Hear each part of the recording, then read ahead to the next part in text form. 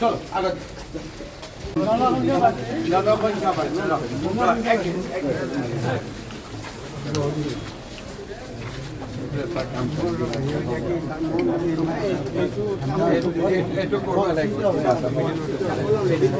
লিখালিখি কৰলে আপনাৰ কাম নহব মোৰ মনত থাকিলে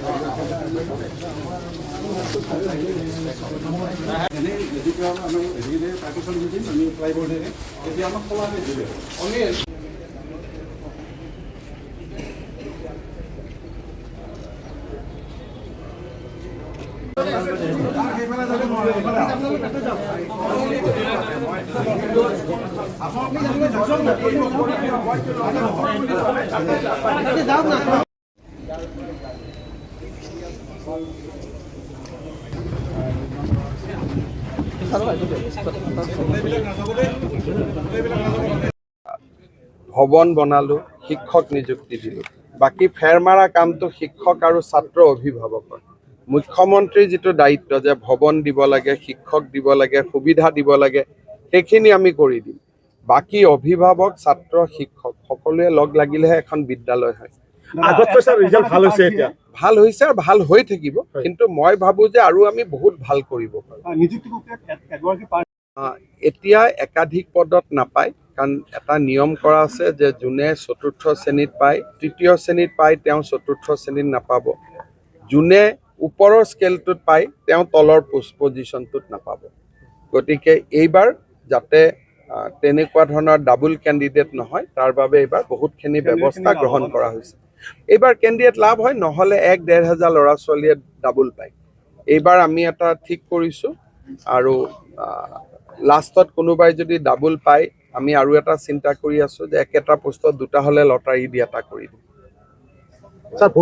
প্ৰাদেশিকৃত বিদ্যালয়সমূহৰ আকাৰ আৰু বিদ্যালয়সমূহৰ ভৱন পৰিৱৰ্তন কৰাৰ বাবে আমি এখন সুদূৰ প্ৰসাৰী আঁচনি লৈছিলোঁ। বৰ্তমান সমগ্ৰ অসমতে 500খন বিদ্যালয় ভৱন নতুনকৈ নিৰ্মাণ কৰাৰ এটা বিশাল আঁচনি চলি আছে।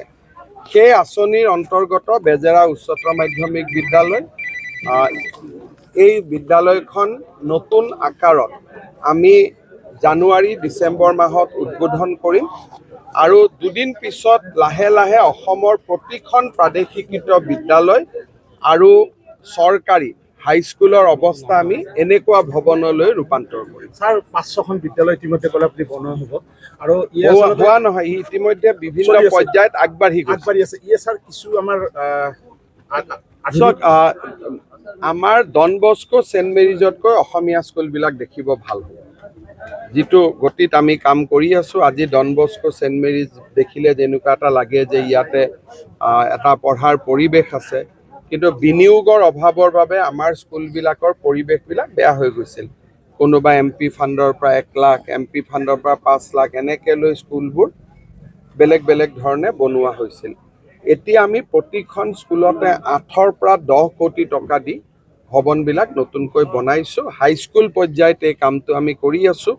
4000 স্কুল আছে, এই বছৰ 500খন লৈছোঁ, আৰু 500খনৰ বাবে আমি টকা পইচা যোগাৰ কৰাৰ কাৰণে চেষ্টা কৰি আছোঁ, যাতে টোটেল 1000খন আমি নিব পাৰোঁ। প্ৰাইভেট স্কুল কৰিব, কিন্তু যেতিয়া বহি নিৰীক্ষণ হ'ব, তেতিয়া অসমৰ 6জন বা 7জন শিক্ষাবিদ এক্সটাৰ্নেল ইভালুৱেটৰ হিচাপে তাত উপস্থিত থাকিব, যাতে বহীত কোনো, এতিয়াতো বহি সিল পেক আছে, সিলৰ প্ৰথমবাৰৰ বাবে হ'ব নেকি ছাৰ? যোৱাবাৰো আমি কৰিছোঁ। অইন ঠাইত কৰা দেখা নাযায়, ভাৰতৰ অইন ঠাইত নাই। ভাৰতৰ অইন ঠাইতটো লুকাই লুকাই কৰে। আজি এতিয়া মোক ইমান দিনে কংগ্ৰেছে সমালোচনা কৰি আছিল, ইণ্টাৰনেট বন্ধ কিয় কৰিছে। আজি ঝাৰখণ্ডত কংগ্ৰেছ চৰকাৰে পৰীক্ষা পাতিছে, আজি তেওঁলোকে অসমৰ পৰা শিকি ইণ্টাৰনেটটো বন্ধ কৰি দিছে। যোৱাকালিলৈকে যি কংগ্ৰেছ দলে সমালোচনা কৰি আছিল ইণ্টাৰনেট কিয় বন্ধ কৰিছে, আজি ঝাৰখণ্ডত কংগ্ৰেছ চৰকাৰে অসমৰ পৰা শিকি পৰীক্ষা হৈ থকা সময়ছোৱাত ইণ্টাৰনেট বন্ধ কৰিছে। তাৰমানে অসমে আজি দেশক ৰাস্তা দেখুৱাই আছে। এই অভিযান চলি থাকিব ছাৰ, আপোনাৰ নিকা কৰা অভিযান চলি থাকিব।